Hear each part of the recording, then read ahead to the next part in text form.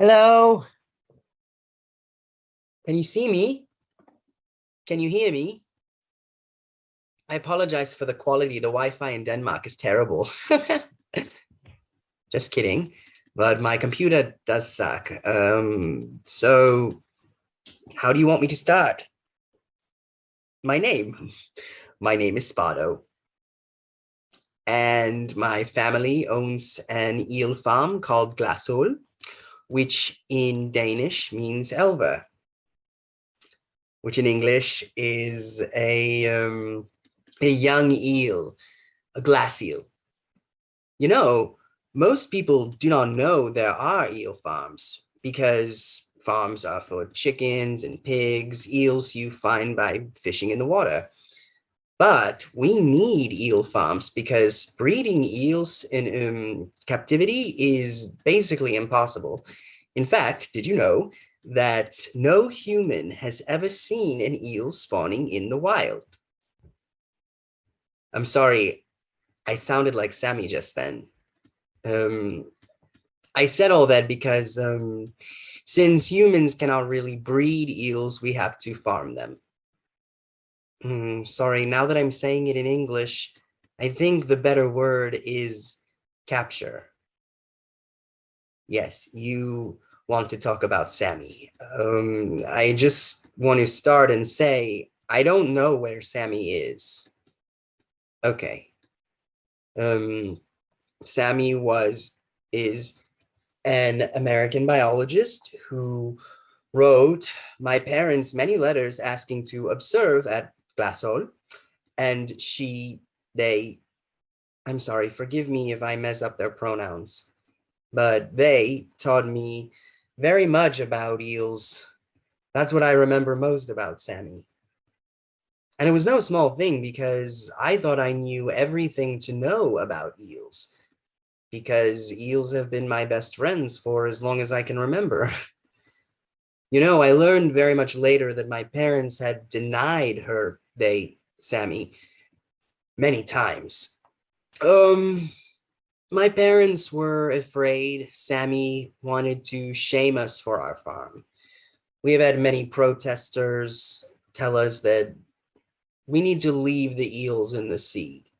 But eels are very popular to eat all over the world, and there's lots of laws now in place for healthy eel fishing. At least that's what my parents tell me. But no, Sammy did not want to make fools or examples of us. Sammy just wanted to watch the eels. And what's more is more important, I grew up in a family of eels, eel experts, and Sammy taught me more about eels than I ever knew before I met them. This is a good story. One day, Sammy asked me, is there a bathroom nearby? So I brought them to the bathrooms, one for man and one for woman. And Sammy did a sort of laugh I had never heard. Perhaps it is more common in America.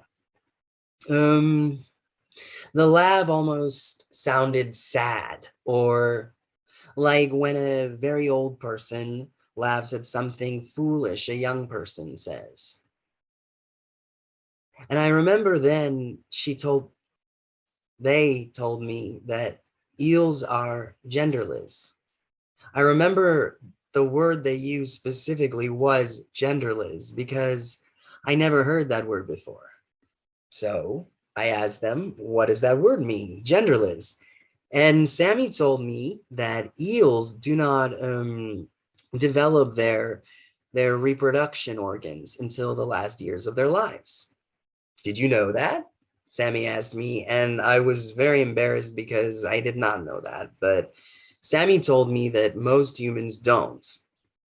And then they said something that was so brilliant. They said, humans gender everything from eels to colors to pockets. And I thought that was so smart because I remembered my sister is always asking why there's no pockets in her pants. Well, then Sammy asked if it was okay if they just peed outside. Of course, I brought them outside to a pond where we keep the eels in the summertime.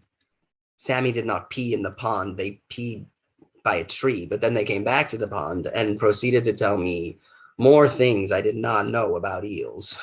Did you know? Sammy started. Sammy started lots of questions. Did you know? And then Sammy said, did you know that eels are born in salt waters of the Sargasso Sea? Then they swim to the fresh waters of Europe. And after migrating to European freshwater and living there for however many years, they inexplicably go back to the Sargasso to spawn and to die. At least that's the prevailing theory. Sammy told me that very few adult or child eels have ever been found in the Sargasso. The main reason we believe eels are born and die and spawn in the Sargasso is because that is where a biologist named Johannes Schmid found the youngest eels ever discovered in nature, allegedly.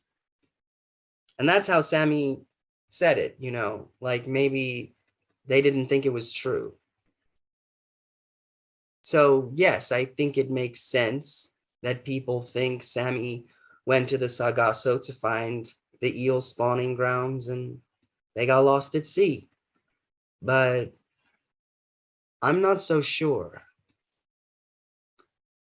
I think people like that idea because it's so poetic to think that Sammy disappeared into the Bermuda Triangle, and the Bermuda Triangle is in the middle of the Sargasso.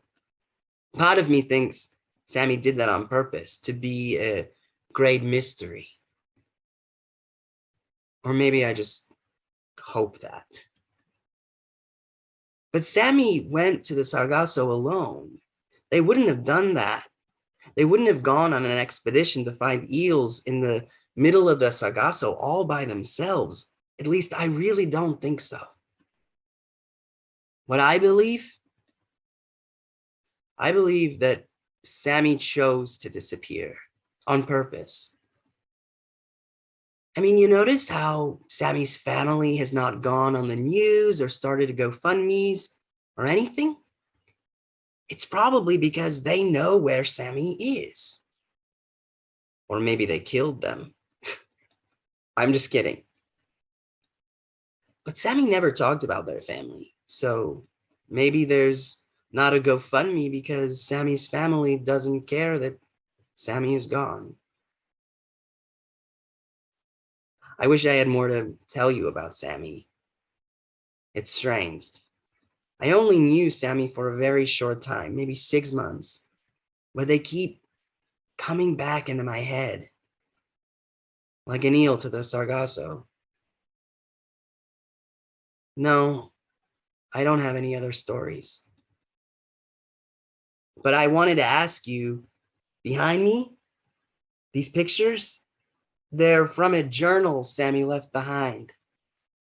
No, there were no words in the journals, just the pictures. I've been feeling guilty about taking the pictures out of the book and keeping them for myself, especially now that Sammy is. So I'm wondering if maybe you can give me an address for Sammy's family so I can send them the pictures. No, yes, I understand. No, I don't have anything else I think you should know. Yes, it was nice meeting you and to talk to you. It was nice to remember Sammy for a little while. Yes, good luck with everything and let me know if you find them. Okay. Yes, goodbye. Goodbye.